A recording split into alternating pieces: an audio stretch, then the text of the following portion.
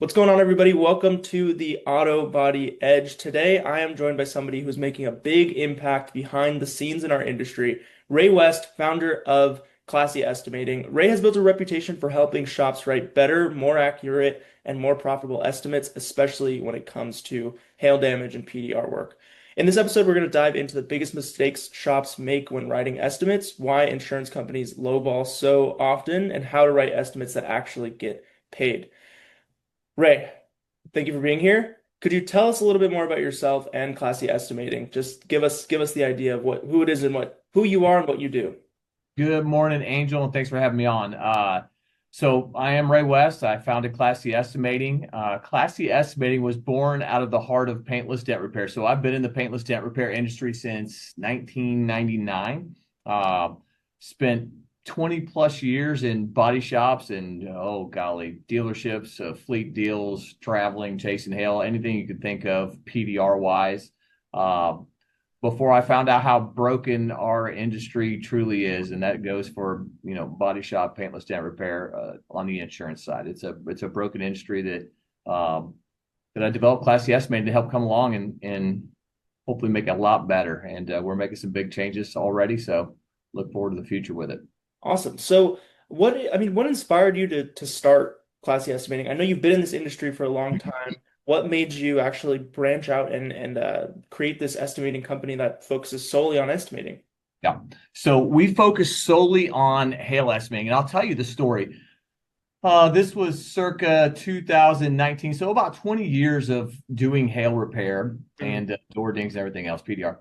I was in a body shop and I was asked to drop a headliner on a Volkswagen Passat that paid 1.9 hours. This was for a direct repair, and I was upset. I asked the young, advisor in the body shop. I said, "Hey, something needs to change. 1.9 hours for a German headliner. That if you don't pull the rear view mirror, you're going to split the windshield in two. You got to peel the sunroof back, get the Torx bits out from up there. The B and C pillar got to come out of the car.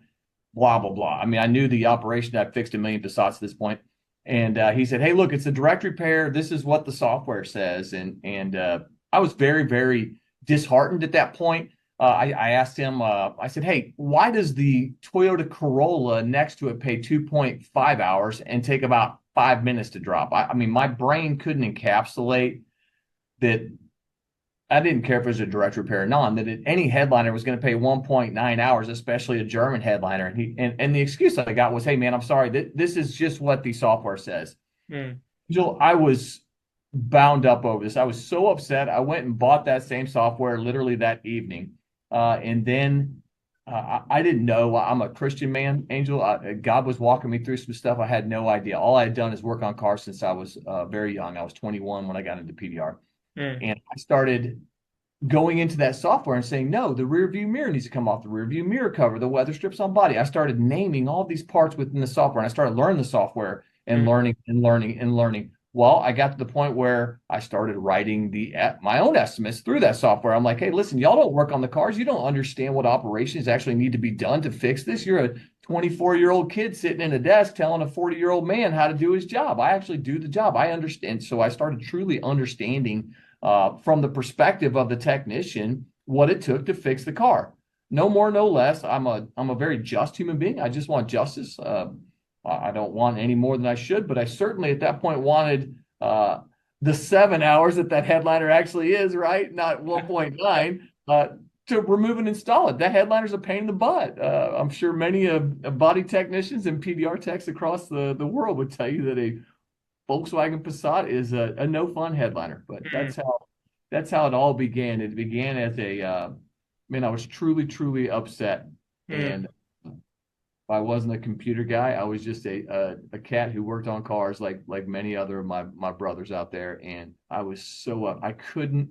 My mind could not understand a Toyota Corolla, which was parked right next to it that day, that paid 2.5 hours, that literally took minutes to drop and drop right. You could drop that whole headliner, you could gut that whole headliner and drop it, all the pillars in 20 minutes. I mean, it's a simple headliner, and it paid 2.5 hours, and this one paid 1.9. And the only feedback or excuse I got was, "Hey man, this is just what the software says. This is a direct repair." And I was upset, and I said, "I don't give a crap if it's a direct repair or non-direct repair. This is innately wrong. Like, these procedures need to be paid for." But That's exactly how Classy Estimating started. That was 2019, and then I brought it to market in March of 2023. It really seems like that experience really shaped your estimating philosophy, right? I mean, really get into the specifics, right? One of the things I know you've talked to me about is like insurance companies will write estimates low, right? And it might be because of, I mean, my question is it because of malice? Maybe we can get into this. Like, do insurance companies write these estimates so low because of malice or because they just they don't understand? Like, why is it that insurance companies and yeah, why is it that insurance companies write them so low? So I won't use the word malice. I could, but I believe that they're only going to write what they're taught. Hmm. So I don't believe that they're taught the proper way around any vehicle. So first and foremost, they're only going to write what they're taught. Secondly, as a business owner, this is the easiest way I think to look at it. Angel, if I owe you $10,000 and you'll accept 4,000, Hmm. well, hey, win-win. If I owe you 20,000 and you'll take six, how do you want your money? Do you want it in cash? Do you want it in yen? Do you want it in I don't care how you want it. I'll give it. I mean, so as you have to look at it it's just a big business, right? At the end of the day. And so the estimates come in, they're trash, and they have to be rewritten. And the way that they get away with this is by saying, if the shop finds additional damages, we'll cover it, right? That's how they cover their backside. But it used to really, really upset me. But then I got to the point where half of these adjusters I was dealing with in these shops, Angel, during the development of Classy Estimating, were half my age. What did they know about working on a car?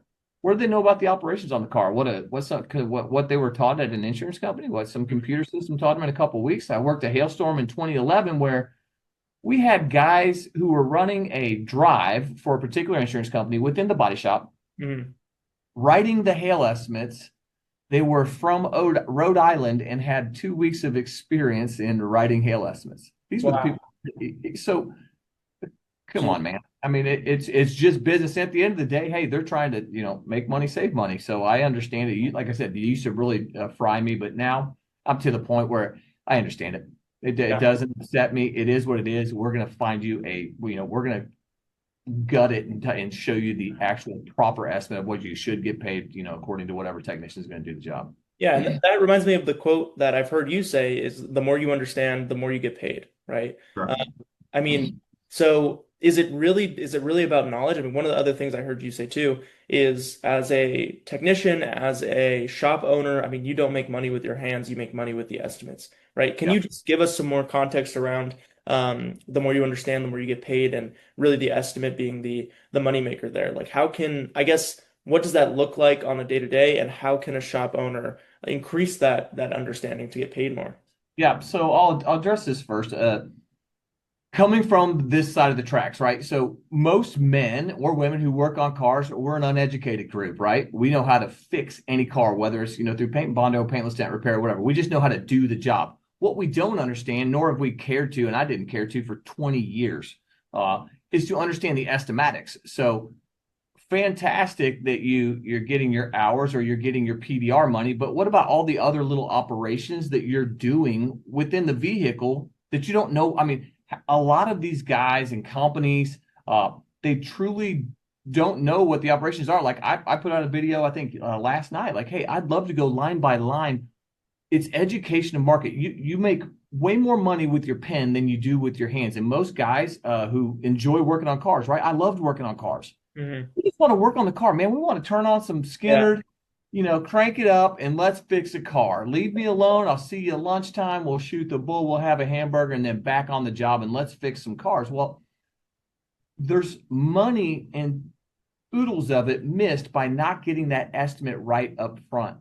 It has to be right. You have to understand what you're touching, what the operations that you're actually, just because you understand how to fix, you understand how to do the job, doesn't necessarily mean you understand what those operations are called. This is what we've truly found out in the last year and a half or so. Like we Hmm. need to be teaching these people, whether it's in a body shop or a paintless dent repair facility, these are the operations you're doing. You know what and we use it in layman terms so that they understand. I'll give you an example. I've asked guys in the PDR field and body side. There's a plastic cover around a rear view mirror. Have you ever called over the windshield guy or wanted to kick the windshield out because you couldn't get that off? And the answer every time, if you've ever dropped a headliner, is yes. And I Hmm. say, you know that you should get paid to remove and install that. You have to take it off. There's two plugs behind it. I mean, and I could go on and on about the actual operations around the vehicle.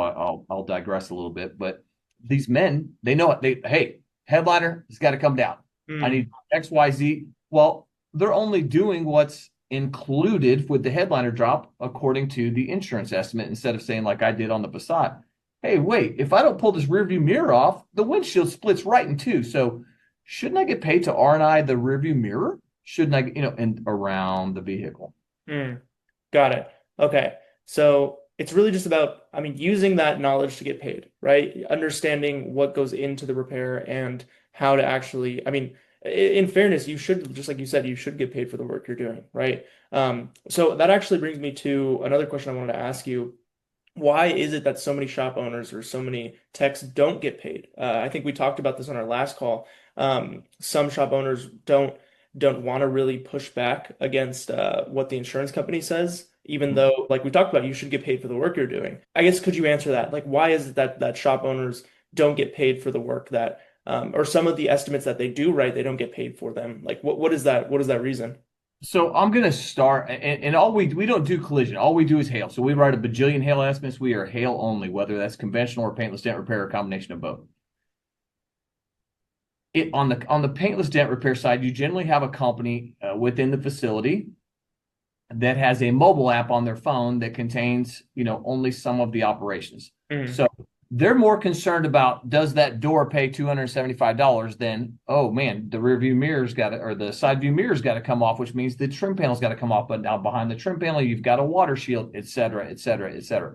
So right there, you've got a guy or gal who's not catching the operations on the paintless dent repair side, or conventional sometimes as well. And then it goes up to what in a body shop specifically, it's going to go to a collision writer. Now, most body shops, they love their staff, right? They hired these writers because they like and trust them. They can do the job. But let's say it doesn't hail in your shop for a year, 2, 3, mm, 4 years, whatever it is. It hasn't hailed in your shop in, let's say, 2, 3 years. Now, all of a sudden, your beautiful collision center turns into a hail catastrophe center overnight as soon as it hails. The ball is dropped way back here, where the guy's actually scoping the vehicle. mm, And then it's dropped again because you have a collision writer trying to write a spot on hail estimate off of a mobile app estimate mm. or scope sheet for that matter. So it's dropped once, twice, and then now this person here as a collision advisor is forced to come up with the best to their knowledge of writing a hail ticket with a bunch of body experience, and then submitting that to insurance, and then insurance coming out to beat it down. It's the simple not understanding of the whole process and what needs to be done. Got it. Yeah, it really goes back to knowledge, right? You It get does. paid for what you know. Okay, for sure. So I want to get into kind of the specifics about writing some bigger, better estimates, right? Sure. Um, I mean, at this point, you and your team have seen, I don't know, thousands of estimates. Like you look at estimates all day, every day. Yeah. What are some of the biggest mistakes that shops make when writing estimates for themselves? So I'll just give you some primo examples here. I'll just give away some knowledge here. Let's take a Toyota Corolla. I don't care if we name any car, but if you're going to remove and replace that roof, or if you're going to do paintless dent repair, the headliner's got to come down, right? We all know this. So let's use a Corolla as an example.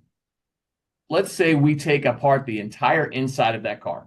I'm talking all of it, every trim panel, the seats, the carpet. You literally pull it all out. Now, you have the headliner still in place, but even though you've got the grab handles out, you've got the sun visors down, all of it's down. You have 4 black weather strips that run along the doors, right? They're called weather strips on body. Here's something very, very simple that every single shop on every single hail car, or for a body shop just replacing a roof or whatever, hail or not, you R&I the weather strips on body. So they're going to pay between 0.4 and 0.6 each. We'll use an average of 0.5. There's 2 hours right there that you have on every single job you replace or do paintless dent repair on a roof. Any headliner that has to come down, there's an average right there of 2 hours by simply, if everything was out of the car and the headliner's up and you still have those black strips around. Well, the headliner's not coming down. You've got to pull down those weather strips on body on all four to have the headliner actually lay down. I Mm. mean, that's just one example, but there's 2 hours right there that you could be gaining for every single roof that you drop a headliner on. Mm-hmm. Making sense? Right. Yeah, yeah, that makes sense. Okay. So, yeah, I mean that's so already with those small things that are overlooked, it's just mostly just not writing them correctly as the work. Yeah, your guy's back there. He's doing it. You can go into any shop today and watch a guy take down a headliner, and they're going to get to the point where they take those black rubber weather strips and they pull them down to get the headliner down. I mean, but who actually, they know that that has to come down, but do they know what it is in the software? Mm.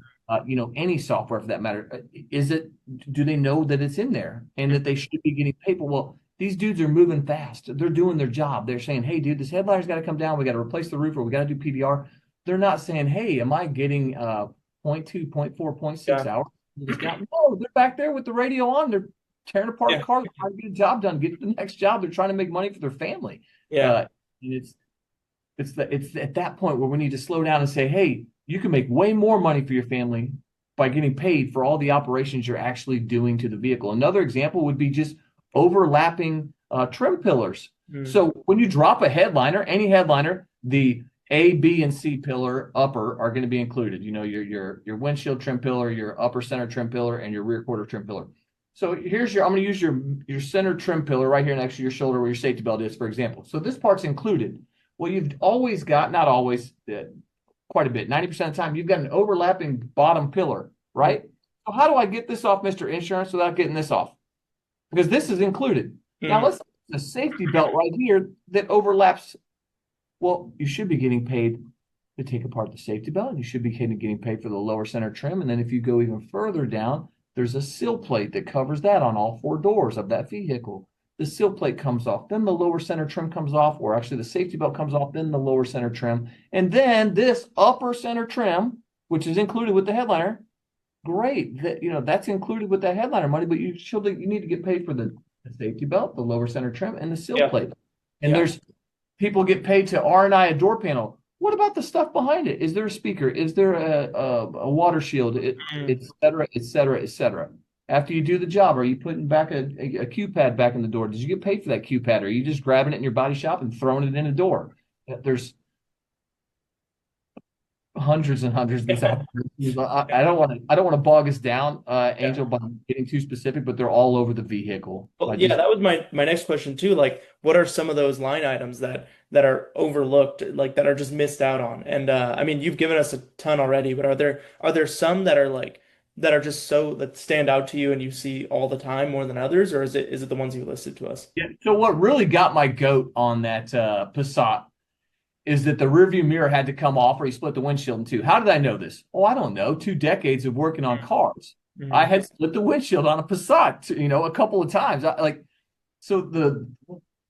It's those operations that need to be done, right? The rearview mirror and the cover had to come off.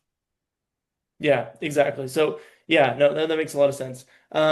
So I mean, tell us more about the classy estimating difference, right? So all this stuff that you're explaining, I mean, it takes a long time to learn, right? I know so like, what is it that classy estimating does differently with their approach that just makes these estimates a little bit more powerful? And I mean, we could tell a shop owner to, learn all the manuals, read all the books, but I mean, how long is that going to take versus, I mean, giving it to someone like yourself or your team, right? Could you tell us a little bit more about the approach that you guys take to these estimates, and how does the process work? Do they send over a couple photos and you guys make the estimates that way? Like, how does the tell us a little bit more about the approach?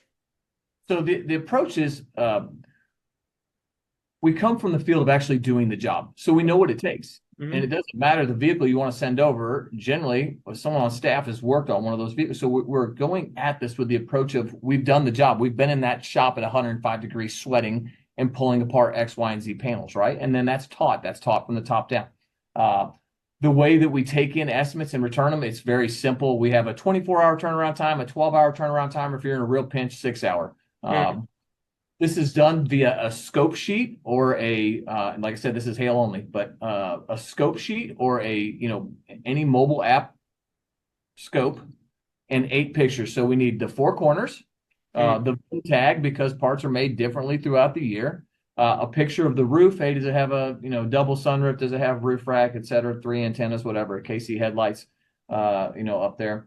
And we need a picture of the interior, looking for those overlapping procedures. The safety belts and stuff like that. All the overlapping procedures on the interior. So mm. 8 photos, your scope. We've seen bar napkins. We've seen any software you can think of. We've seen their estimates. We have seen people take insurance estimates and write their numbers on top of it and send it. We've seen it all, but we truly need those 8 photos. And what those 8 photos are for, let's say you want to replace a hood. Mhm. Well, so we're looking at, okay, on that fender, are there decals? Is there an antenna? Is there wheel opening molding?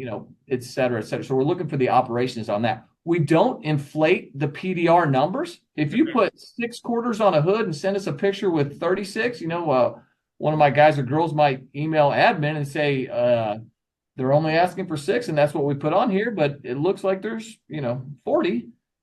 We don't, all we're finding is the little procedures that you should be getting paid for in and around the vehicle. So we're not inflating the numbers. We're finding the standard operating procedures we know you should be getting paid for.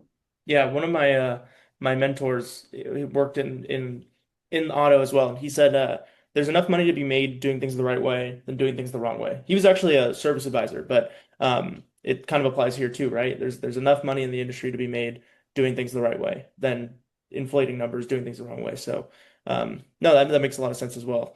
And then one of the things that I wanted to ask you before I forget is hiring a good estimator, right? What goes into hiring a good estimator at the shop? And tell us like about your process for hiring estimators or Class C Sure. estimators. Like, yeah, there might be a little bit different there, but I would Yeah, love to it's hear. probably a little different here, and you see me smiling. For the longest time, we called it SEAL training. We take in 10, 15, 20 people, and one would come out. Uh, this is just for Class C estimating. I won't hire insurance, former insurance agents. Mm, So what we've done lately and what's really, really worked is we hire a lot of our staff has worked on cars. So that's a huge bonus, right? yep. Mhm. We've simply done the job. But another step further, what I've done lately is I've hired former body shop advisors. And why, Angel? They're used to fighting to get their technician in their shop the money, right? They're getting Yeah. paid for that ticket. And you got Joe in the back saying, "Hey, I'm doing this, I need 6 hours for this plus the R&I." And you've got a body shop advisor who's willing to go to bat for them. So the biggest thing that I've changed personally on, because I do the hiring when it comes to writers for us, I'm looking for a body shop background. And Mhm. a really cool thing is if they've got, hey, I was an R&I guy, I was a bumper kid, I worked on I hurt my back, so I went to the estimating side. Like those people are gems to find as well. But for us, we truly love to find people that have actually A, done the job, and if not, B, come from the body shop side because they understand that a Passat headliner shouldn't be 1.9 hours in most cases. They understand that there's overlapping procedures. They understand how to go to bat for most body shops, I'm hoping, are teams, right? And that's their team, Joe and Bob and Susie. These are teammates that they want. The better that they do, the better that advisor does. And so we truly, I truly enjoy hiring people who've actually had experience on the body shop side. Got it. So, I mean, that was one that stood out to me. So when you're hiring a great estimator, would you just say don't let's not hire insurance adjusters, hire on the insurance side, hire Like people who've been I in don't the know if I can say that legally, but I don't know what the boundary of that we have some IAs that are on staff. okay. The biggest thing for me, they have to be willing to learn. So we've hired a lot of know-it-alls. I've ran catastrophe storms for XYZ company for Yeah. 32 years, and so we're at the beginning I was hiring people based off of their knowledge and their strength in field. And that you take a guy or gal who's got 20 years experience, 30 years experience running cat storms, and they push the headliner button, and you're like, "Hey, buddy, didn't you just run through a series of training on the other 38 buttons that need to be pushed to drop that headline?" "Oh yeah, I'm sorry, I'm so used to insert insurance company here." Mhm. Uh, it's not to say that I won't. I've just found that and I would say that any body shop owner would say this too, or PDR shop owner, is that you need someone who's teachable. If Yeah. I tell you, Angel, I'm a fantastic, you know your way around one of the three softwares, Now, let me show you from my experience, or see people on our staff's experience of actually doing the job. This is what it takes. Mm. So awesome that you've been able to push these buttons.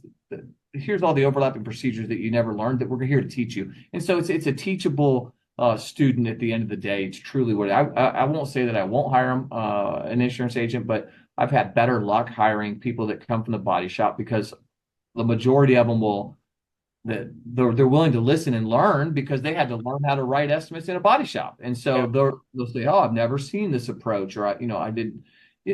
Small example. Uh, you've got 36 dents in a hood. You know the little rubber bumper stoppers at the front of a hood that keep it from overslamming? Yep. Every PDR guy across America right now, anybody who listens to this is going to know that they've removed those to put Mm. it there to get the dents at the front of the hood. You should get paid 0.1, 0.2, whatever those bumper stoppers pay. And these are the little things that we're looking for. Like, hey, listen to us when we say this because this guy or gal, if there's a bunch of dents in that hood, is going to remove these little bumper stoppers and they should get paid for it. Yeah, of It's course. the little things. Uh-huh. So, I mean, of course, being teachable, number one, that's what you would rank that. Yeah, I think that's for every role, right? That's a really great trait to have, of course. And then, one of the things you mentioned is going to bat for the shop owner, right? I think that's something that is, like you said, only learned in shops, right? Adjusters kind of will take it at face value, and just like you said, hey, the headliners like there's only one button they push, but hey, what about the ones that all this other stuff that they're doing that they need to get paid for? Um, I think I think there's a immense value in hiring somebody who has gone to bat for a shop. Um, Going back to like what we said, actually getting paid, right? That's part of this learning process that we need to learn. Being able to not necessarily argue, but give back to the like have a back and forth between the insurance company and explain your case, which I know can be frustrating, but that's something that is truly invaluable. So that's what these shop owners should look for in an estimator. I think that's invaluable. So one of the things, I mean, shifting this a little bit to the future, right? We know where we are right now. I've heard you kind of discuss a little bit about AI estimating. Like, can you tell us what you see kind of like the future looking like with estimating? I mean, do you see technology making a play to affect the process on either the insurance or the shop side? What changes are coming? Like, is there anything that you could shed some light on for us? So I think we're still in the Wild West phase of estimating. Mm, But I do believe, yes, eventually it's going to go that route. How? I don't know. You see this on the collision side. I can't think of the guy's Derek Christ, and he does it on the collision side with collision estimating. Some of the bigger softwares have a deal where you can take a picture of the car and you come mm, to your desk and there's a auto-populated estimate of hopefully a lot of the procedures, maybe not all of it. I mm, think still probably for my guess, this is all pontificating here, but we're still 4 or 5 years out. But yes, I believe that. I mean, I can tell you this: we use intelligence all the time here, and did we 18 months ago? No, mm. you know, but for so many things in life, it's just quicker, cleaner, and I think the human touch is still definitely needed right now. Will intelligence be better tomorrow than it is today? Of course, the more it learns, the better it gets. But I think it's going to be the right people, the right person comes along and helps change it, and then I think it'll have to be on both sides eventually. Mm. One's going to beat the other, to the front of the line, and then it's going to be back and forth. I mean, it's coming. How it comes and the fashion in which it comes, that's a different story. But yeah, Yeah. And I mean, we're still gonna need properly trained estimators to look over those estimates as we can't just rely completely on artificial intelligence, right? no, There's we've seen. So we saw the beginning stages of this all the way back in.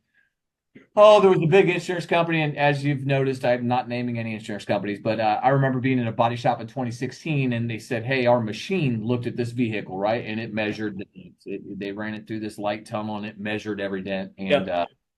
a big wig came out because I put a supplement on a hood with broken paint, Yeah. and he comes in this shop, and he's hot and bothered, and he's cussing, and we're not replacing any hood. The machine already said, it's got X amount of dents plus X oversize. And I said, hey, listen, Chief, let's just walk to the car. And so we walk out to this Acura, and Mm, it's got a dent like this in the middle of it with busted paint. And I said, "You tell me some more about your machine, if you would. I could care less. Our PDR staff is done with this car. You guys are going to be replacing and blending here. mm. We PDR that double oversized dent with busted paint in the middle of your hood. It needs to be painted. So it's got a long ways to come, but we've seen this all. You're reaching Yeah. back 10 years, Yep. so I'm sure it's getting better and better. But the human touch is still a necessity at this point. Yeah, and at the end of the day, like we're always going to need somebody to advocate for the shop, right? Because I mean, Yeah. just like those machines, I mean, there's not we don't know exactly what goes into it, and obviously everything makes mistakes, even AI, even machines. So we always need somebody on the shop set, and just like yourself, who's going to advocate for the shop. So Yeah. that's something to know. Okay, so and I mean, getting into the final stretches here, like I really want to know something tangible that if there's a PDR shop owner right now listening to this who wants to, I mean, maybe it just hailed where they are and they have some cars in and they want to write better estimates today. What is like one piece of tangible information you can say to that shop owner to help them write some better estimates and get paid for them? So I would tell them this at Class C Estimating, whether you're a PDR shop or you're a body shop, we put our money where our mouth is. Your first estimate's free. So write that car up, send it to us, and then see what it comes back at. But more importantly, going back to the beginning of this interview, is that you need to understand this estimate. So it's our estimates are going to come back with a million line notes in it Mm, because we found a lot of our techs don't care. They still just want to work on the car. But mm, the more you understand, the more money you make. Just period. The end. So how can you write a better estimate? Give us a try, yeah. and then we talk about simple things. If you're dropping a headliner, get all four weather strips on body. Start looking at the overlapping procedures. Go talk. If you're just an estimator in your shop and you don't fix the cars, go back there and actually talk to your R&I technician or your PDR technician or your body technician and say, hey, what are you actually doing? Here's the old theory is that most people think the insurance out to get them. They're the boogie bear. Mm, They're not. So as an insurance adjuster in a shop, that insurance adjuster has a supervisor, has a supervisor, has a supervisor, etc. What an insurance company truly needs is documentation and justification. mm, I pay, you'll see this all over estimates. Wait, we'll approve upon photos. Tear the car apart, show them, explain the story. Another thing is just simply when an adjuster comes into a PDR shop or a body shop, we always had a process when I was running, retail was to cut them off. Introduce yourself. Hi, I'm Ray. How you doing, brother? Where are you from? You a traveling guy, gal? Oh, you're from Nebraska? No kidding. I grew up in Kansas City. Are you thirsty? These are human beings. A lot of body shops and PDR facilities, when an insurance adjuster walks in, oh man, the adjuster's here. The mm, adjusters, who cares? Hey, brother. Hey, sister. How are you? How's your day been? Like, they're just human beings and they can pay according to what their supervisor is going to approve. So they need justification, documentation. You need to explain, hey, Susie with XYZ insurance, Joe with XYZ insurance, we need to do this, this, and this. Or, hey, Susie, Joe, if we rip these cars up, if I rip this car completely apart and show you the documentation pictures, will you pay? The answer is going to be yes. Hey, we need, okay, I understand, but my supervisor, no problem. We're going to rip this car apart and show you in pictures exactly why, what we did and why. mm, It's very cut and dry. So tangible information when dealing with adjusters, remember they're people. Don't run from them. Love them. mm, Show up in love. Cut them off. Don't let them get to the car. I think I told you this years ago. With that same process, a guy comes walking into a shop. I cut him off long before he gets to the car. I treat him like a human being. Have a conversation with the guy. Angel, the guy tells me before we ever get to the car, my wife left me this morning. Do you think he gave a ripe rip if we put $28,000 on that hell job or four? No, the dude just opened up and said, hey, my wife left me this morning. Why? Because I took 3 minutes to say good morning. Where are you from? How are you? mm. Have you had a cup of coffee yet? We got some coffee. You want a water? Like just instead of, hey man, the car's over there. You know, Yeah. that I think is probably one of the most tangible pieces of information is just to remember these adjusters are there to do a job. A lot of people think they're just there to cut my ticket, man. No, they're not. They have a boss, just like you got a boss. they have someone to answer to, and they have to justify if they're going to give you an extra zero point 0.2 hours or 3,000 or whatever in between. They have to justify to their boss, who may have to justify to his boss. Mm, So the right reasoning behind, hey, I can't get this center trim pillar down without taking this off. Can you sit here while I take the sill plate, the safety belt, and this off to get pictures so you can pay me for it? I got to do it unless you want me to fold this headliner and crease it, and you want to pay 2 grand for a new headliner. mm, Can, I've actually put the adjusters in the car with me and pulled panels apart and say, hey, tell me, I know this is included in your software because I know your software very well, but mm. how do I get this off if this is overlapping it? How do I take off the upper center trim pillar if the safety belt encapsulates it? How? Just if you can tell me how, or if you have a magic wand in your purse or in your car, I'd like to have it because I have to do these operations. So that's uh, my little tangent, my tidbit Yeah. there. No, that's really valuable. I think empathy goes a long way, right? Just understanding that they're people too, with bosses too. Just like, I mean, a shop owner's boss might be the customer, right? Like, so Sure, yeah, I mean, we're all going through things. I mean, they're I think if you just shuffle them right to the car, right, then they think about you as another commodity, as another person that's, and they might be, their ego might come into play where they want to get one up on you, right? But if you could level the playing field, come at it just like they're a friend or a person, right? sure. That's super valuable. And then documentation and justification, that's what you said, right? Yes, Yeah, that one's big too. Like if you can point to them and tell or point to the documentation and just take a little bit of time to actually get the education, learn more about your estimates and teach them a little, something that they can bring to their boss and justify it, then yeah, it's that's super valuable. Like that's a huge tidbit there. I think that's gold. And then one of the things you mentioned, okay, so back to classy estimating. yep, First estimate's free.